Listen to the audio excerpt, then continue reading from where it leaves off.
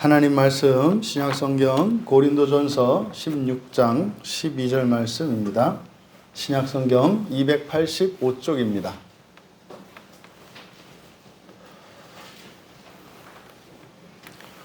우리 같이 한 목소리로 함께 읽겠습니다. 형제 아볼로에 대하여는 그에게 형제들과 함께 너희에게 가라고 내가 많이 권하였으되 지금은 갈 뜻이 전혀 없으나 기회가 있으면 가리라. 아멘. 바른 의지를 갖게 하기 위하여 라는 제목으로 말씀의 은혜를 나누고자 합니다. 저희들이 주일 저녁, 이 성수주일 저녁 예배 시간에 이 말씀의 주제를 마음 기경으로, 그래서 우리의 감정과 또 우리의 지성, 그리고 이제 의지에 대해서 우리들이 이제 살펴보고 있습니다. 그래서 바른 의지를 갖는 것 너무나 중요하죠. 우리가 거짓 감정을 분별하고 이런 거짓 감정들을 사랑으로 승화시키는 것, 또 이런 거짓 감정들과 잘못된 정보의 기초에서 내려지는 지성의 오류들, 이것을 깨닫고 바로 잡는 일들 너무 중요합니다. 또 이 의지, 그래서 이 의지는 뜻을 세우는 거죠. 이런 우리가 거짓 감정으로부터 그리고 지성의 오류로부터 이제 극복했을 때 최종적으로 우리들이 어떤 뜻을 세우는데 이것이 의지의 힘이거든요. 그러면 아무리 이렇게 감성과 지성의 방해를 받지 않고 방해를 받지 않게 되었다 할지라도 결정적으로 이 의지에 문제가 있게 되면 이게 또 아무 소용이 없는 겁니다. 그래서 바른 의지를 갖는 것이 너무나 중요하다. 사실은 어쩌면 앞에서 이야기했던 감성과 이 지성을 바로잡는 사실 최종적인 목적은 이런 의지죠. 바른 의지를 갖게 하는 것. 이것이 사실은 이제 결정적인 겁니다. 여러분들이 지금까지 인생을 살아오면서 후회가 되는 일, 그 후회의 가장 직접적인 원인은 잘못된 의지입니다. 잘못된 뜻을 세웠다는 거예요. 잘못된 뜻을. 근데 그것이 이제 그것의 근본적인 원인을 들어가면 지성적인 오류, 그리고 이런 거짓 감정들에 의해서 이렇게 잘못된 결정을 내리게 되는 거죠. 하지만 우리의 의지 자체도 이게 이제 부패하였고 불완전하기 때문에 방해를 받지 않는다 할지라도 이 의지 자체도 바로 세워야 한다. 오늘 우리가 함께 읽은 이 말씀은 이제 고린도전서 16관 마지막 장의 결론에 해당하는 부분입니다. 그래서 여기에 보면은 이제 아볼로가 갈 뜻이 전혀 없다. 갈 뜻이 전혀 없다. 이게 의지의 문제예요. 아볼로라고 하는 사람에 대한 이제 이 이야기를 하고 있는데, 그러면 이 12절에 있는 이 말씀의 의미를 우리가 이해하기 위해서는 기본적으로 이 고린도 교회와 또 이 고린도 교회의 편지를 쓰고 있는 바울의 위치, 이것은 기본적인 이해가 있어야 합니다. 그래서 바울 사도가 전도해서 세운 교회예요. 전도해서 교회를 세웠고 지금은 에베소에 가 있습니다. 그러니까 그 지역에 있지 않아요. 그런데 이 고린도 교회에서 일어나는 일들을 이제 바울이 들은 거예요. 그래서 이 고린도 교회의 이런 잘못들을 이제 바로 잡아주고 쭉 권면을 한 겁니다. 그리고 이제 끝에 이 말씀을 한 거거든요. 그러면 이 고린도 교회가 어떤 교회인지 기본적으로 이해를 해야 되겠고, 그러면 또 바울은 사실은 이제 말하자면 바울이 개척한 교회예요. 이 교회가 어떻게 보면은 이제 사실은 뭐 담임 목사 같은 뭐 이런 생각이 있죠. 다 알죠. 그런데 이제 이 아볼로라고 하는 복음 사역자에 대한 어떤 요청이 있어가지고 그거에 대해서 말하고 있는 거거든요. 그러면 먼저 이 고린도 교회가 어떤 교회인지 우리가 알아야 되는데, 한마디로 고린도 교회는 넘치는 교회예요. 넘쳐요. 다 넘쳐요. 좋은 것도 넘치고 나쁜 것도 넘치고. 그렇잖아요, 여러분. 여러분이 힘도 없고 돈도 없고 뭐 능력도 없어. 그럼 어떻게 돼요? 다 모자라잖아요. 그렇죠? 그러니까 좋은 것도 모자랍니다만 나쁜 것도 모자라기 때문에 또 괜찮은 거예요. 근데 그랬던 사람에게 모든 게 풍요하게 돼요. 그런 말입니다. 이게 저 바짝 말려놨던 이렇게 저 산나물 같은 것들이, 이렇게 저 한 주먹밖에 안 되는데, 그거 물에다 불리면 어떻게 돼요? 그냥 깜짝 놀라잖아요. 그냥 한솥 돼버리잖아요. 그냥 아이고 요거 했다가 나중에 풀어나면 그런 거예요. 그래서 우리가 이게 뭐 힘도 없고 돈도 없고 뭣도 없고 아무것도 없을 때는 그렇게 죄도 잘 안 보여요. 뭐 잘하는 것도 없습니다만 그렇게 잘못할 수도 없거든요. 근데 거기에 이제 은혜가 들어가고 복이 막 들어가서 이렇게 부풀러지면 어떻게 돼요? 다 크게 보이거든요. 몸집이 크게 보여요. 그래서 이 고린도 교회는요, 실제로 어떤 거예요? 굉장히 잘 사는 곳이에요. 그러니까 우리나라로 말하면, 뭐 우리나라에서 그냥 잘 사는 곳, 뭐 일반적으로 이야기하면, 뭐 강남 이렇게 얘기하잖아요. 근데 사실은 강남이 잘 사는 거 아닙니다. 거기 가면 진짜로 비참하게 사는 사람들 많아요. 그냥 밥 3끼 먹고요, 보일러 떼고 사는데요, 새벽부터 밤늦게까지 온 식구가 총동원해서 팍 먹고 살아요. 진짜로. 그렇게 사는 사람들이 상당히 많습니다. 강남이라고 하는, 그래서 외부 사람들에게 내가 그냥 강남 산다고 하는 그거 하나, 그 얘기 들으려고 기껏해야 추석 때하고 설 때거든요. 그 말, 뭐, 어디 살아? 강남? 요 말을 하려고 1년 내내 죽으라고 고생하거든요. 근데 그냥 일반적으로, 뭐, 정말로 이제 잘 사는 사람도 많이 있잖아요, 거기에. 그러면 이제 강남 지역에 있는 대형교회, 이런 교회 같은 것이 고린도 교회예요. 그래서 이 고린도 교회는 말입니다, 은사도 넘쳐요. 은사도. 뭐 엄청난 은사자들도 많고, 거기다가 또요, 열심히 합니다. 교인들이 아주 열심히 해요. 그리고 이 지적인 욕구도 강해요. 그래서 성경 공부도 열심히 하고, 기도도 열심히 하고, 전도도 열심히 하고, 복도 많이 받고. 그런데 이제 좋은 거 얘기했고, 이제부터는 반대로.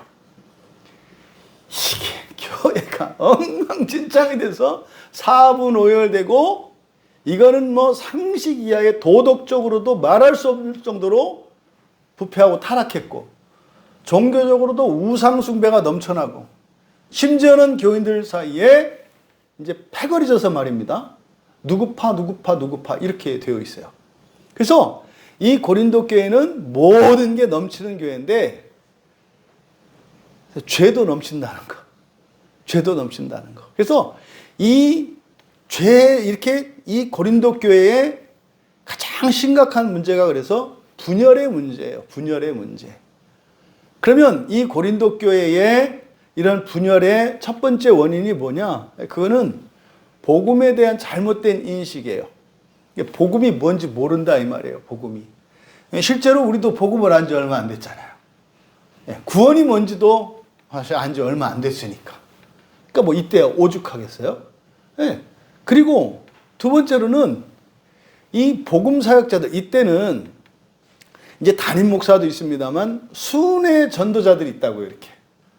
이때는 아직 성경도 완전히 만들어지지 않은 상태고, 그래서 바울 사도가 활동하고 이제 사도들이 활동하던 이 시대고, 그 다음에 복음 전도자들이 또 있어요.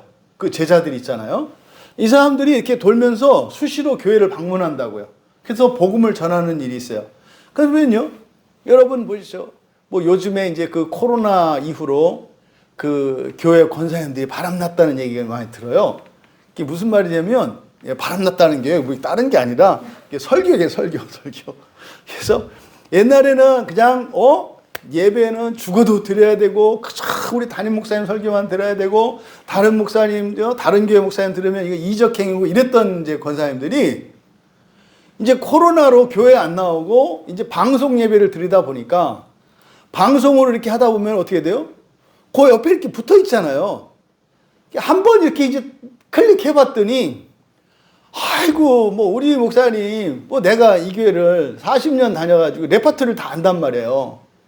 보통 한 25년 다니면은 바닥이 난다 그래요. 다 안다 그래요. 그럼 이제 다음에 무슨 예화를 쓸지도 알아. 그래서 이제 오늘 성탄절이면 뭔 얘기해서 뭔 얘기하다 뭐로 끝날지도 알아. 뭐, 이게 훤히 보이는 권사님 정도면 그때는 이제 그냥 쥐야 하고 사는 거로 이제 사시거든요. 그러다가 이제 간식 드시듯이 이제 다른 설교를 들으니까 생전 들어보지 못했던 거기다 또 이제 요즘 목사님들이 또 얼마나 나긋나긋합니까?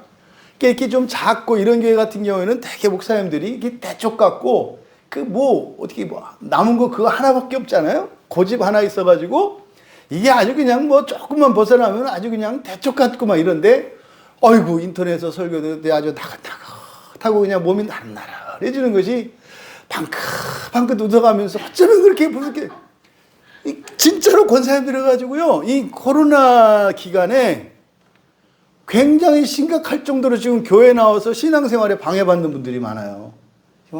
지금 그 목사님들이 이렇게 어른어른 하는 거예요. 아이고, 그 목사님은 그냥 조용조용 그냥 인자한 모습으로 하더니 뭐 저는 목사 또 막 승질내고 소리 지르고 난리 난다고 이제 막 이런 일이 일어나는 거죠. 실제로 고린도 교회에 그런 일이 있었던 겁니다. 그래서 말씀의 사역자들이 복음 전도자들이 와서 이렇게 복음을 전하는데 사람마다 그 있잖아요. 그러니까 지금으로 말하면은 이제 목사님들 그 복음 사역 전화번호 따가지고 이제 막 연락을 하는 거예요. 그래서 이번에 오셨던 그 전도사님 그 너무 좋지 않았어. 그래. 그러면 이제 끼리끼리 모이잖아요. 좋아. 했더니 또 이렇게. 그래서 이제 이 사람들이 이제 수시로 이제 청빙을 하는 거야. 말씀을 전해달라고. 그럼 이제 교인들끼리 이제 싸우는 거야. 니네만 영겁하냐. 이번에는 우리 저 복음 전도자를 모셔야 된다. 그래가지고 경쟁적으로 이제 복음 전도자를 모셔오고 거기에 이렇게 패거리가 지는 거예요.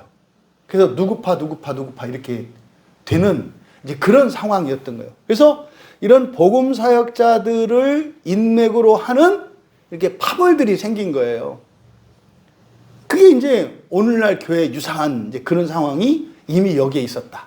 게다가 여기는 넘치는 곳이라 했잖아요. 말하자면 돈 많아요. 다 모든 게 넘치는 곳이에요. 어려서부터 풍족한 곳이에요. 뭐 신앙생활 그냥 마음껏 할 수 있는 사람들이에요. 다 이런 사람들이에요. 그러니까 이 사람들이 굉장히 교만해요. 요 세 가지가 이 고린도 교회의 분열의 직접적인 원인이에요. 물론 근본적인 것은 이 교회가 도덕적으로 종교적으로 타락해 있었기 때문에 이게 이제 근본적인 원인이었습니다만 분열의 원인이 이랬다. 그러던 중에 이 아볼로라고 하는 사람이 사실은 고린도 교회에서 넘버원이에요. 가장 인기 있는 말하자면은 부흥사인 거예요. 근데 이 아볼로가 요 고린도 교회에서 말씀을 전하고 이렇게 했는데 에베소로 가서 이제 막 이 아볼로 소문이 나니까 이 고린도라고 하는 것은 이렇게 이제 항구기 때문에 무역 항구기 때문에 많은 지역 사람들이 온단 말이에요. 그럼 크리스천들이 마찬가지로 고린도에 왔을 때 예배 드리러 간단 말이에요. 그때 아볼로 설교를 들었어. 그랬더니 너무 좋은 거예요. 그러니까 고린도를 방문했던 그리스도인들이 고린도 교회에서 아볼로 설교를 들었던 사람들 중에 은혜 받은 사람들이 이제 자기 고향으로 돌아가서 이제 아볼로를 청빙하는 일이 있었던 거예요. 그러다가 이제 에베소로 간 겁니다. 갔는데 안 와. 가가지고 안 와. 그래서 지금 여기서 이제 12절에서 보니까 그랬잖아요. 형제 아볼로에 대하여는, 그래서 아볼로에 대하여는, 그러니까 아볼로에 대한 고린도 교회 교인들의 요청이 있었던 거죠. 이제 그거에 대한 답장을 하는 거거든요. 그러니까 너희들이 아볼로를 빨리 보내달라고 하는데 지금 에베소에 같이 있단 말이에요. 빨리 보내달라고 하는데 이야기인즉슨 뭡니까? 내가 아볼로한테 가라고 아주 많이 권했어. 많이 가라고. 그러니까 내가 붙잡고 있는 게 아니라 가라고. 그런데 아볼로가 뭐라고요? 지금은 갈 뜻이 전혀 없대. 그러면서 이제 바울이 기회가 있으면 갈 거야 라고 이야기한 내용이에요. 그러니까 고린도 교회 교인들이 바울에게 요청을 했고 바울이 고린도 교회 교인들의 요청을 들어서 아볼로를 좀 가라고 권면을 했는데 아볼로가 듣지 않는 상황이에요. 여러분 입장 바꿔 생각해 보세요. 고린도는 누가 개척한 교회라고요? 바울이. 그러니까 바울한테 와서 얘기해달라고 하는 게 아니라 바울 선생님 그 아볼로 좀 보내주세요. 이렇게 이야기를 한 거예요. 아볼로 좀 보내주세요. 그랬을 때 이제 바울이 아볼로 찾아가서 이게 지금 이상한 모양새잖아요. 그 말 바꿔서 말하자면 그런 거예요. 예? 제가 뭐 이렇게 안식년을 하든지 약간 쉬고 있었는데 집사님들이 막 전화가 와.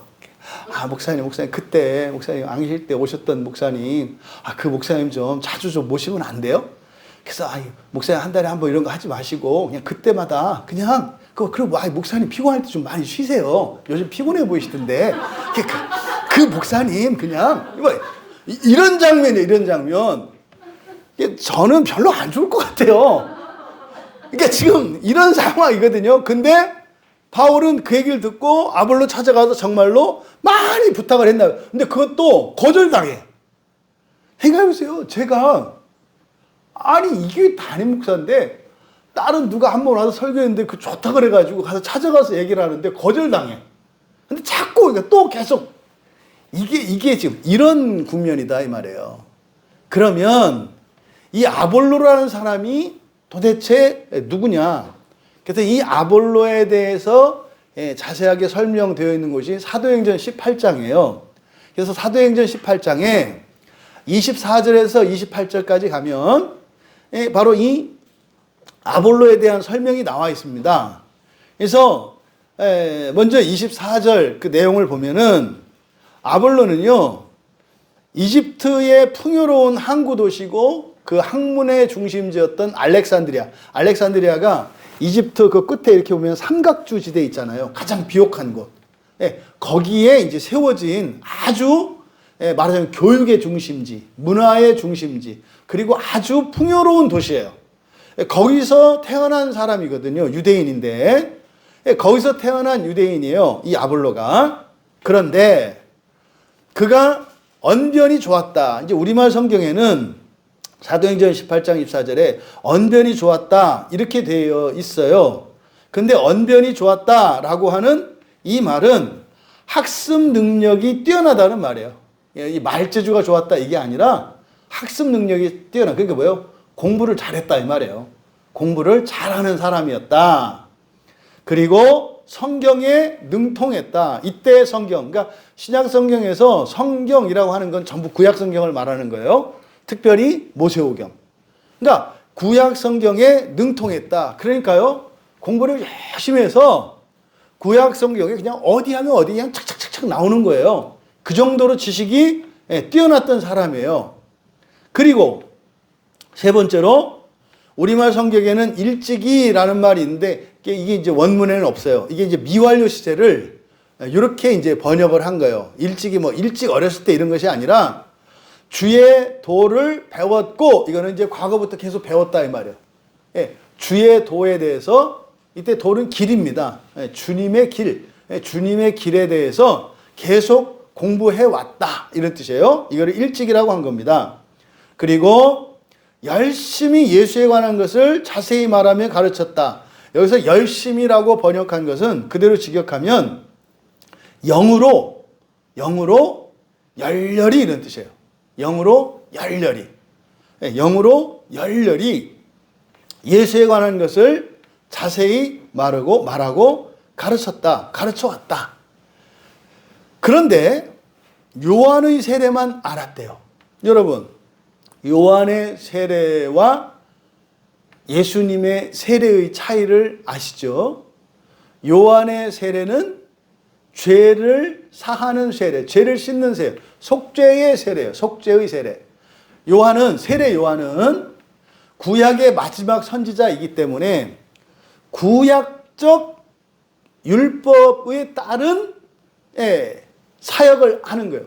그래서 요한이 하는 세례는 그러니까 그냥 죄를 속죄하는 속죄의 세례입니다. 근데 예수님이 하는 세례는 속죄하는 것뿐만 아니라 뭐예요? 하나님의 의를 덧입는. 이게 사실 그리스도인들이, 오늘날 한국교회 그리스도인들도 많이 오해하고 있고 넘지 못하는 부분이 뭐냐면 요한의 세례만 알아요. 요한의 세례만. 이게 무슨 말이에요?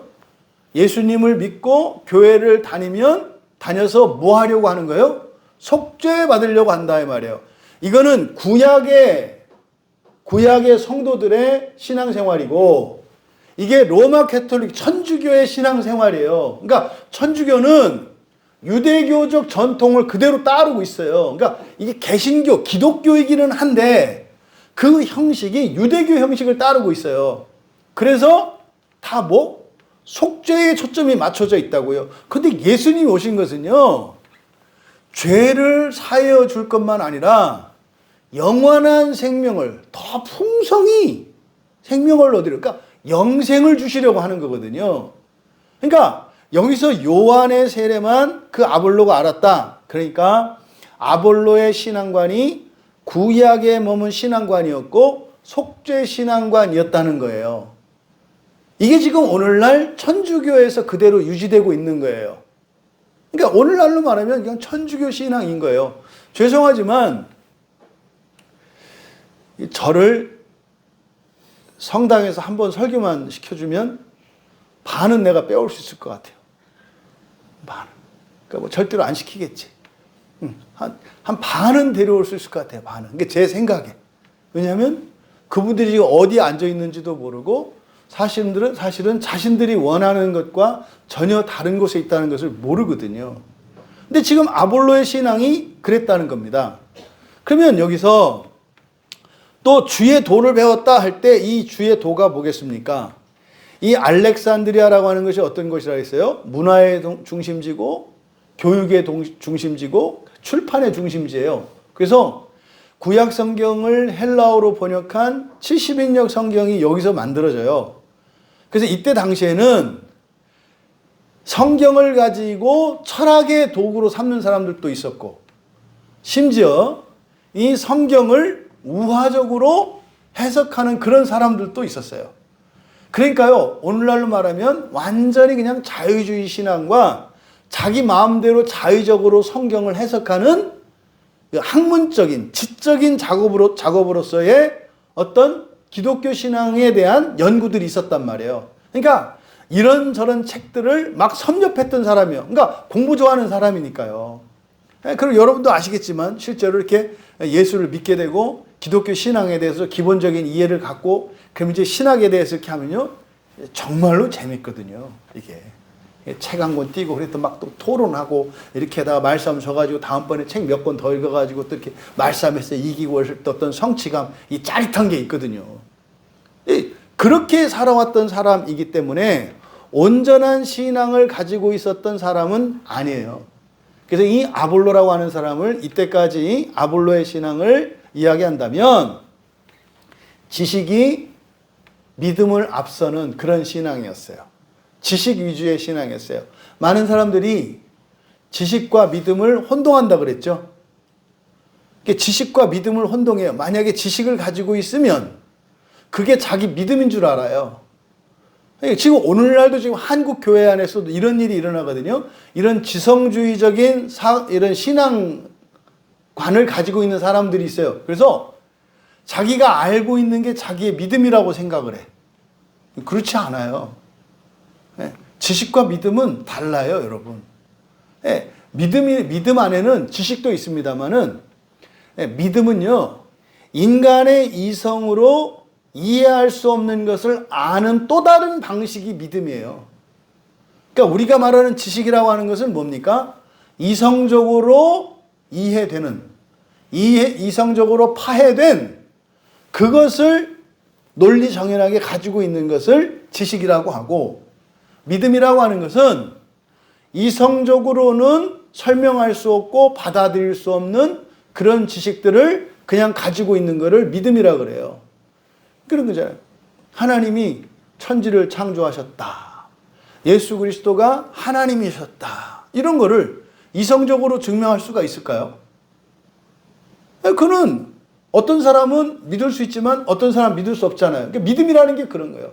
근데요, 지식은요, 설명이 가능한 거예요. 설명이. 그래서 논리적으로 이렇게 설명을 하면, 아, 그렇구나. 그래서 오늘날 왜 이 교리가 강력해요? 교리는 설명을 하거든요. 그래서 교리 공부 안 했던 사람들이 처음에 딱 그 교리 공부를 하면 신세계가 열려요. 와! 하고. 탁탁탁탁탁 떨어지거든요. 근데 사실은 그 지식이거든요. 그거는. 근데요, 교리는요, 원래 지식이 아니에요, 교리는. 교리는 신앙 고백이라고요. 그러니까 믿음을 지식으로 가르쳐요. 그러니까 믿음을 지식으로 만드니까 이상한 칼제비들이 나온다고요. 생명이 없어. 이렇게 교리를 배웠다는, 원래 제대로 교리를 배우면은요, 사랑이 넘치고 말이죠. 사람이 바다와 같이 넓어지는 거예요. 제대로 교리를 공부했다면. 근데 만약에 어떤 사람이 더 사람이 좁아지고 날카로워지고 이렇게 되면은 말입니다. 이거는 교리를 성경으로 공부한 게 아니라, 그러니까 믿음으로 공부한 게 아니라 뭘로 공부한 거예요? 지식으로 공부한 거예요. 근데 문제는 그 지식이 사실은 엉터리 지식이라는 거예요. 왜냐면 그 말 뜻도 몰라. 그리고 나서 뭐예요? 그냥 자기가 이해한 바대로 그거를 믿어. 자기 지식. 그러니까 이거는 객관적인 지식도 아니야. 주관적인 지식으로. 이런 일이 일어나는 거예요. 그러니까 지금 아볼로라고 하는 사람이 그랬던 사람입니다. 그러니까요, 이제 교리 공부했던 사람들은 이제 처음에 얘기를 하면은 뭔가 이제 딱 이제 말할 수 있게 되고 설명할 수 있고 논쟁할 수 있고 이렇게 되거든요. 그래서요, 그럼 어떻게 되냐면 막 말하고 싶어지거든요. 정확하게 말하고 싶어지거든요. 그러니까 지금 아볼로가 그런 거예요. 아볼로가. 그래서 회당에서 설교하기 시작했다 그러는 거예요. 이제 뭘 좀 알겠는 거예요. 보세요. 공부 잘하는 사람이죠. 책 좋아하죠. 이 책 저 책 다 읽었죠. 할 얘기 얼마나 많아요. 막 그 있으려니 막 가슴이 뜨거워요. 말을 안 할 수가 없어. 그래서 회당에 가서 처음에 앉아있는데 보니까 막 다 이상한 얘기만 하고 틀린 얘기만 하고 되도 않는 얘기 맨날 하고 또 하고 막 이렇게. 그러니까 이제 어느 날 손 들고 나간 거예요. 내가 좀 한번 하겠다고. 그래서 회당에서 설교를 시작했어요. 근데요, 이제 사람들한테 인기가 좀 있었겠죠. 그러니까 설교를 계속 했지. 근데 그때 바로 브리스길라와 아굴라가 들었는데, 이 사람이 믿음은 없고 지식으로만 말을 해. 그래서 데려다가 정확한 도를 가르쳐 주었대요. 그러니까 이제 이런 거죠. 뭐 그런 여정을 거치신 분도 있어요, 여러분들이. 예전에 이제 이렇게 막 교리 공부해서 막 은혜 받았다고 불같이 이렇게 했다가 또 뭐 그것 때문에 막 이렇게 힘들어지고 했다가 여기 이제 우리가 성경을 통해서 교리를 보면은 그때 이제 확 피어나거든요. 확 하거든요. 와, 이런 거구나. 이런 거구나. 이거는 그냥 뭐 이렇게 막 사람을 베는 칼이 아니라, 야, 이거는 정말 죽을 병을 고치는, 이런 거구나. 정말 조심해야 되는 거구나. 그리고 이거는 나 수술할 때만 쓰는 거구나. 절대로 다른 사람한테 대면 안 되는 거구나. 이걸 깨닫게 된단 말이죠. 이제 아볼로가 그렇게 된 거예요. 그래서 복음에 대한 이해와 복음에 대한 믿음이 없었던 아볼로에게 바로 이 브리스길라와 아굴라라고 하는 전도자가 이제 바른 복음을 가르쳐 준 겁니다. 그랬더니 이제 아볼로가 어떻게 되겠어요? 야, 그건 또 아무것도 아니야. 지금 생각하니까. 이제 그 교리와 또 이렇게 자기가 공부했던 것들을 이제 옳고 그름을 분별할 수 있게 된 거예요. 그러니까 예전에 교리 공부를 처음 했을 때는 막 박하사탕 같은 거였는데, 이제는 이제 운전할 때 먹는 잠 깨는 뭐 이렇게 껌 같은 거 이런 거. 그냥 코가 뻥 뚫리고 속이 막 빵 뚫리는 거예요. 그러니까 그 전에도 그 고린도에 있는 교회 가서 그 회당에서 막 설교하고 이랬었는데 주체할 수 없는 그게 있었는데, 이제는요, 이제는 다른 지방으로 가서 이거 이제 막 하고자 하는, 이게 뭐야? 청빙이 막 들어온 거예요, 이제. 와, 저 사람은 다르다. 그래가지고 여기저기서 이제 아볼로를 청빙하는 일들이 있었어요.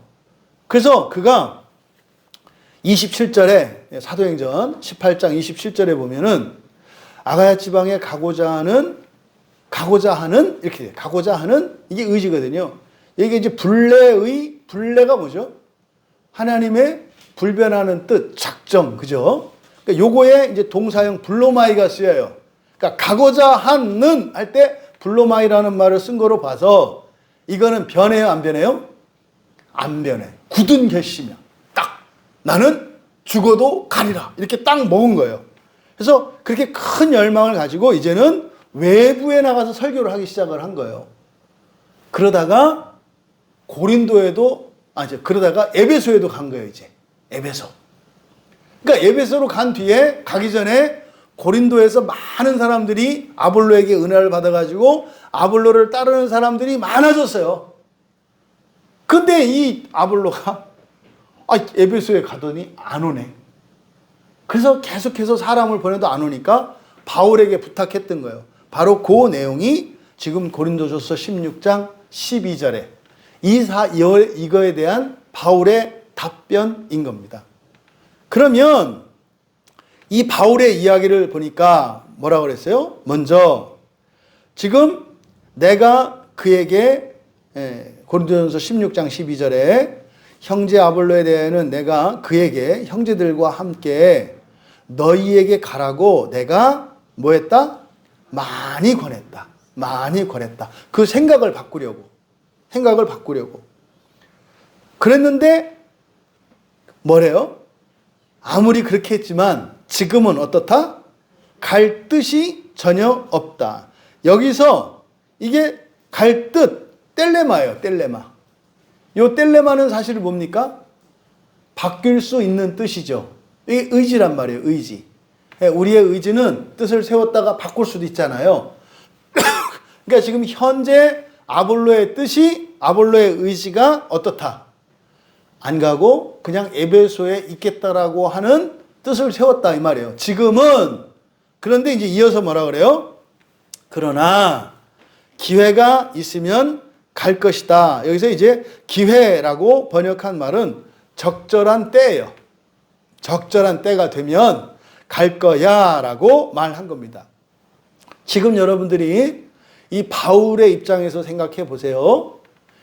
지금 사실상 이 고린도전서를 이 편지를 쓴 목적이 뭐라고요?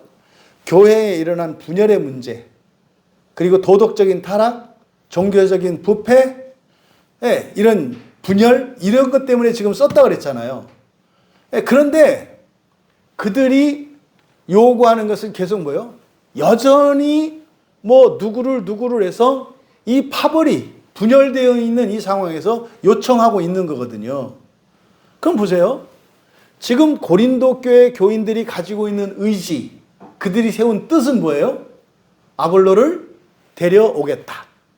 그런데 아볼로의 의지는 뭐예요? 지금은 안 가겠다. 이런 상황이에요. 보세요. 둘 다 아볼로를 초대하는 사람들의 의지나 또 아볼로가 가지 않겠다라고 하는 이유에 대해서는 정확하게 나오고 있지 않지만 이제 아볼로가 에베소로 왔을 때는 이제는 바른 복음을 알게 되었을 때예요. 근데 지금 고린도 교회의 상황이 어떤 상황인지 안다 이 말이에요. 막 그 패거리져 가지고 가면은 이렇게 나를 따르는 사람들은 막 좋아를 하겠지만 또 나를 또 이렇게 별로 안 좋아하는 사람들은 한쪽에서 또 이렇게 눈을 기고 이럴 거란 말이에요. 가고 싶겠어요? 안 가고 싶겠어요? 별로 안 가고 싶단 말이에요. 그러니까 이게 딱 호불호가 딱 나뉘니까 이 전도자 입장에서는 그게 어렵단 말이에요. 그러니까 미루어 짐작컨대 그 아볼로가 별로 가고 싶지 않은 이유가 그 고린도 교회의 이런 도덕적인 타락, 그러니까 자기를 좋아하는 사람 중에 말도 안 될 정도로 음란하고 우상 숭배고 이런 사람들이 있단 말이에요. 맨날 지금 점집 다니는 거 내가 아는데 또 와서 기도해달라고 머리를 들밀어. 그거 어떻게 하냐? 우리 때릴 거예요. 어떡할 거예요? 또 기도해야 되잖아. 응? 그러니까 그 끔찍한 상황이 싫은 거예요. 그러니까 그래서 아마 그런 것 때문에 꺼려진 것 같아요. 그럼 보세요. 어쨌든 이 사람들이 그 고린도 교회에서 아볼로를 초대하려고 하는 이 사람들의 뜻이 좋은 뜻입니까? 나쁜 뜻입니까? 어쨌든 좋은 뜻이잖아요. 일단은 좋은 말씀을 듣겠다고 하는데 아예 안 들었어 탈이지. 뭐 이렇게 해서 막 어떻게 해서든지 막 경비 보내고 이렇게 해서 뭐 목사님 오시기만 하면 여기 숙소하고 다 해놓을 테니까 걱정 말고 오셔서 말씀만 전해주세요. 할렐루야죠. 할렐루야죠. 좋은 뜻이에요. 열심히 있잖아요. 그럼 또 아볼로 입장에서는 그걸 안 하려고 하는 게 아니라 지금 때를 봐서는 이게 지금 아닌 것 같아. 조금 기다려야 될 것 같아. 그러니까 이것도 잘못된 뜻이에요? 바른 뜻이에요? 바른 뜻이에요. 바울의 딜레마가 여기 있어요. 그러면 과연 무엇이 바른 의지, 바른 뜻인가 이 말이에요. 고린도 교인들이 가지고 있는 뜻도 어떤 면에서는 바른 뜻이야. 바른 의지야. 아볼로도 바른 의지야. 그런데요, 서로 충돌하고 있죠. 고린도 교회 교인들은 포기할 생각이 없어요. 어떻게 해서든지 데려오려고 하는 거예요. 근데 또 아볼로는요, 죽어도 지금은 갈 마음이 없어요. 무엇과 무엇이 부딪히고 있어요? 아볼로의 의지와 고린도 교회에 열심 있는 성도들의 의지가 충돌하고 있죠. 그럼 과연 여기서 바른 의지가 뭐냐 이 말이에요. 둘 다 선을 추구하려고 하거든요. 근데 부딪혀요. 그래서 여기서 우리가 그럼 바른 의지를 갖게 하기 위해서 어떻게 해야 되는가? 바울이 한 여기에서 우리가 모범을 삼는 거예요. 바울은 마치 자신의 어떤 감정이나 이건 없어요. 그러니까 그냥 고린도 교회 교인들의 요청, 그리고 이 아볼로의 이런 생각, 이거를 있는 그대로 받아들여서 어떻게 해요? 그냥 전하는 전달자 역할만 하고 있단 말이에요. 왜요? 바른 의지를 갖게 하려고. 양쪽 모두 자신들의 뜻이 잘못됐다는 생각하지 않습니다. 근데요, 둘 다 바른 의지를 갖고 있다면 이렇게 부딪힐 일이 없잖아요. 부딪힐 리가 없는 거예요. 그래서 바른 의지를 고린도 교회 교인들에게도 그리고 아볼로에게도 갖게 하려고 하는, 생각해 보세요. 바울 사도가 더더군다나 사도가 가라 그러면은 아볼로가 갈 일이지. 갈 일이지. 또 반대로 고린도 교회 교인들에게 잠잠하고 지금 너희들에게 누구 목사가 필요한 게 아니라 너희들이 회개하고 교회를 개혁하고 바로 세우는 게 중요하다 그러면 자신들의 잘못을 회개하고 기도하고 돌이킬 일이지. 근데 둘 다 말을 안 들어요.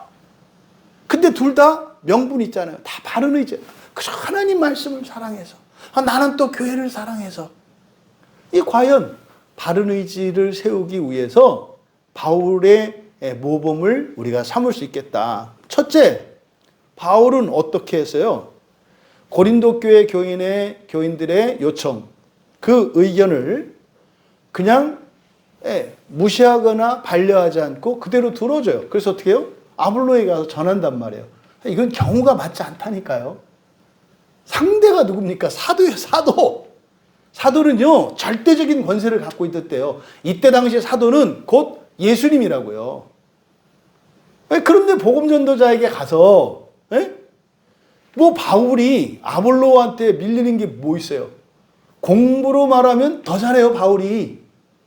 모든 면에서 은사에 있어서 뭐 어느 더더군다나 직접 예수님을 만난 사람이고, 이 아볼로는 그냥 이제 부잣집 아들내미로 그냥 유복한 가정에서 태어난 사람이지만 이 바울은 정통 유대인이에요. 예? 그 랍비들 중에서도 최고의 랍비, 거기에서도 수제로 인정받던 사람이란 말이에요. 그랬던 사람이 더더군다나 예수님을 직접 만나서 이방인의 사도로 임명을 받은 사람이야. 그런데 이 아볼로에게 이렇게 한다는 게 말이 됩니까? 그런데 거기 가서 부탁을 해요. 아볼로야, 좀 가주렴. 이게 말이 됩니까?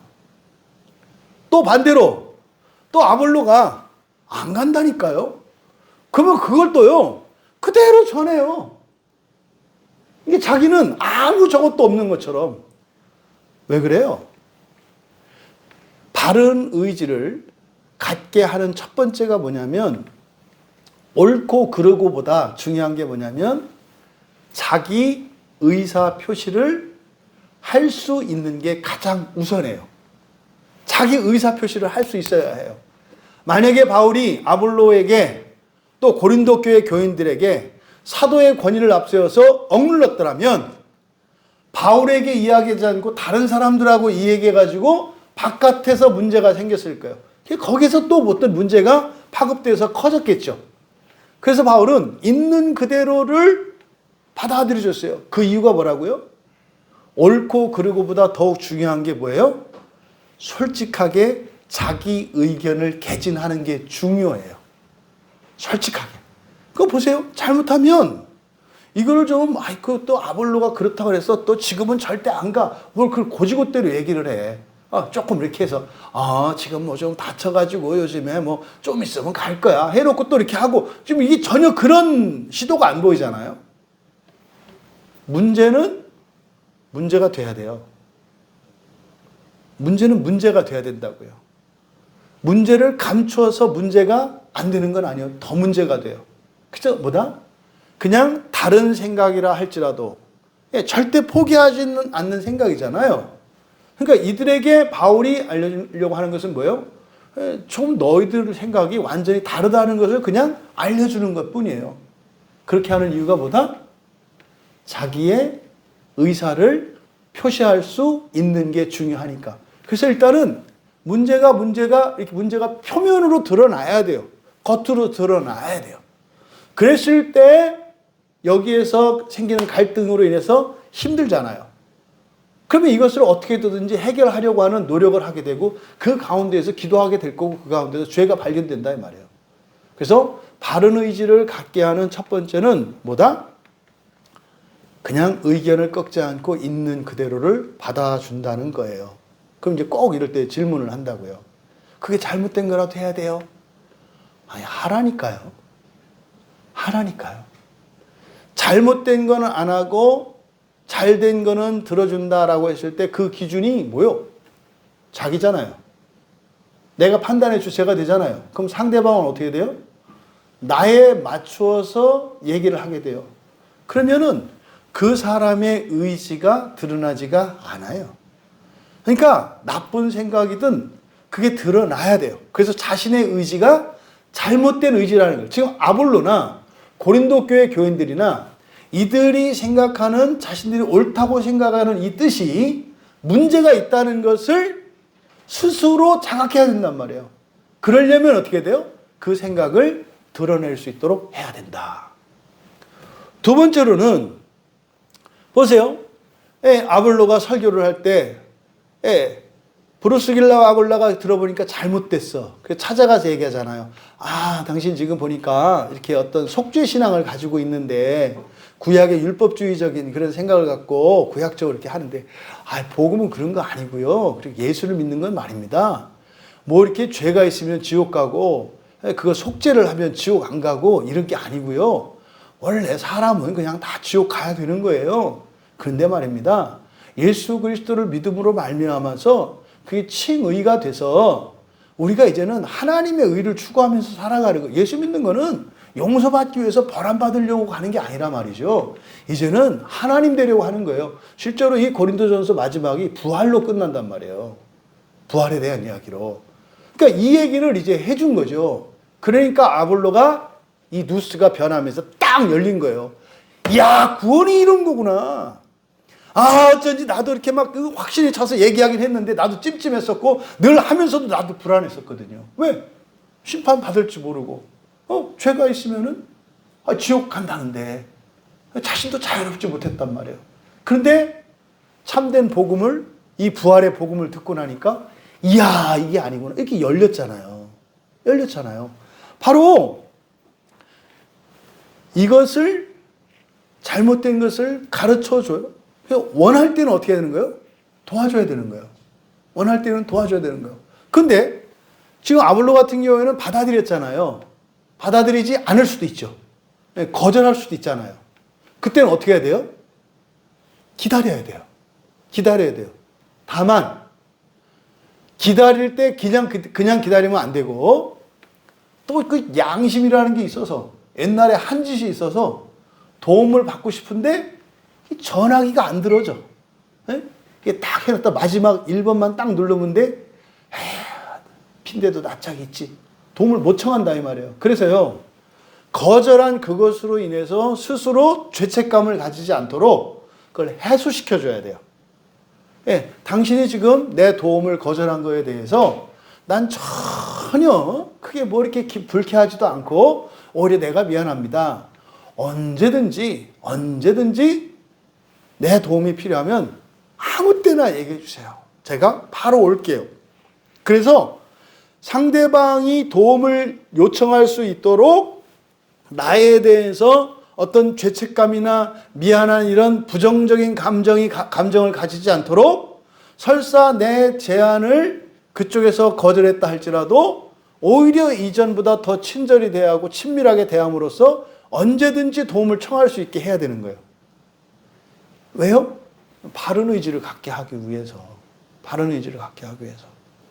그 다음 세 번째로는 스스로 바른 선택을 할 수 있을 때까지 기도하면서 하나님의 때까지 기다려줘야 합니다.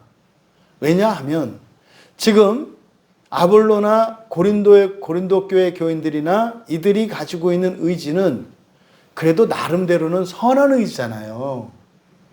지금 뭐 이렇게 신앙생활도 하겠다는 거고 또 교회를 세우겠다는 거고 좋은 선한 동기잖아요. 근데 문제는 서로 부딪히고 있잖아요. 그럼 여기서 우리가 알 수 있는 게 뭐냐면 이들이 깨달아야 되는 게 뭐냐면 바른 의지라는 것은요. 바른 의지라는 것은 사실은요. 이게 단순히 그 개인적으로만 바른 의지가 바른 것이 아니라 동시에 이것은 공동체적으로도 바른 것이어야 해요. 그럼 개인적으로 바른 것과 공동체적으로 바른 것 사이에 긴장이 있어요. 그럼 공동체적인 하는 순간 어떻게 돼요? 개인의 선을 추구하면 바른 의지죠. 내가 설교 듣고 바른 의지잖아요. 그러니까 고린도 교회 교인들이 하는 거 바른 의지잖아요. 아볼로는 아볼로 입장에서 바르게 복음을 전하려고 때를 기다려. 이것도 바른 개인적인 의지로는 선하잖아요. 그런데 개인적인 선만을 추구해서는 안 되고 공동의 선을 추구해야 한다고요. 그러면요. 바로 이 바른 의지의 또 하나의 측면이 뭐냐면 개인의 선뿐만 아니라 공동의 선을 함께 추구할 수 있는 의지가 바른 의지예요. 그럼 개인의 선보다는 공동체의 선을 더 우선하는 의지가 이게 바른 의지예요. 그럼 결국 바른 의지는 사랑의 의지예요.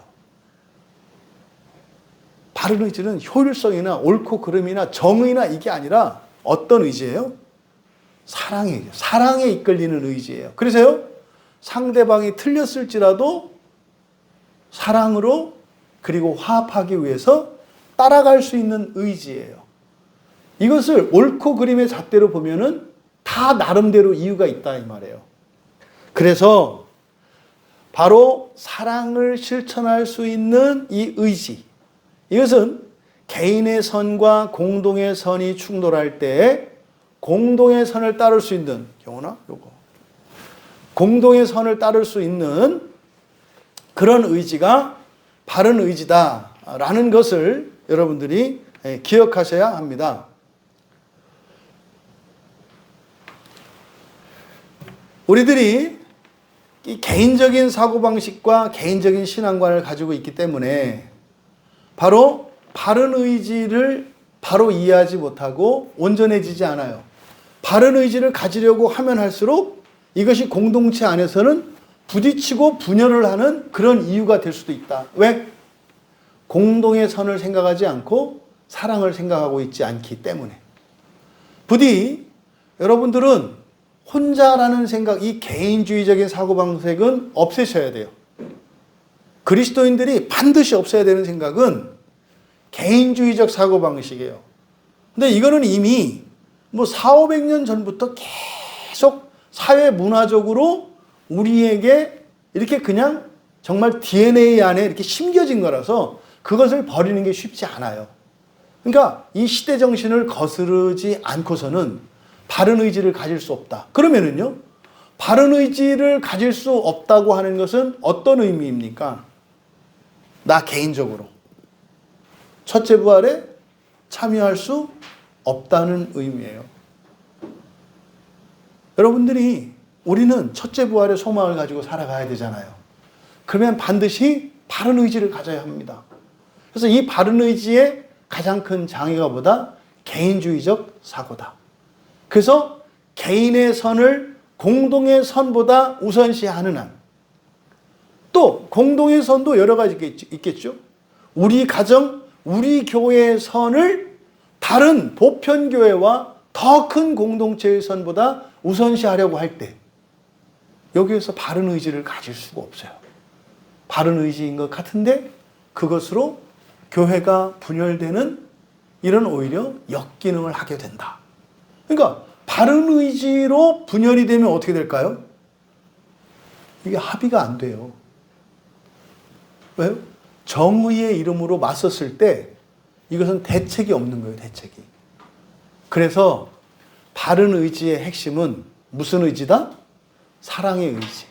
사랑을 실천할 수 있는 의지라야 이것이 바른 의지이다. 그래서 바울의 모범을 따라서 우리가 이렇게 바른 의지를 가질 수 있는 이것이 여러분들의 실제의 삶 속에 적용이 되어지고 또 바른 의지를 소망할 수 있는 우리 모두 되시기를 주님의 이름으로 축원합니다. 말씀을 생각하며 잠시 기도합니다. 우선 첫째, 여러분들이 정말 바른 의지를 갖기 원하는지 또 이 바른 의지를 가지려고 하는 우리가 지금 마음 기경에 대해서 공부하는데 일단 개인적으로는 사실은 첫째 부활을 위한 겁니다. 하나님의 나라에 첫째 부활로 들어가기 위해서는 이것은 절대적으로 필요 불가결한 것입니다. 이게 빠져 있으면 안 되는 거예요. 주님, 내가 첫째 부활의 소망을 가지고 온전한 의지, 바른 의지를 갖기 원합니다. 내 안에 내 사고방식과 나의 기준 속에 있는 나 중심, 우리 중심 이것을 뛰어넘어 주님의 마음으로 온 세상을 하나로 보게 하여 주시옵소서. 또 이것이 우리들 개인만 또 우리 교회만이 아니라 모든 그리스도인에게 모든 지체들에게 통일하게 이 은혜가 흘러넘치게 하여 주셔서 서로의 다름과 잘못에도 불구하고 우리가 그리스도의 지체로 완전한 몸을 이루는 연합을 누리게 하옵소서. 그래서 우리가 몸이 되었을 때 우리의 불완전한 것과 죄된 것을 머리 대신 예수 그리스도께서 고쳐주시는 그 믿음으로 그 소망을 따라 살게 하여 주시옵소서. 우리 같이 기도합니다.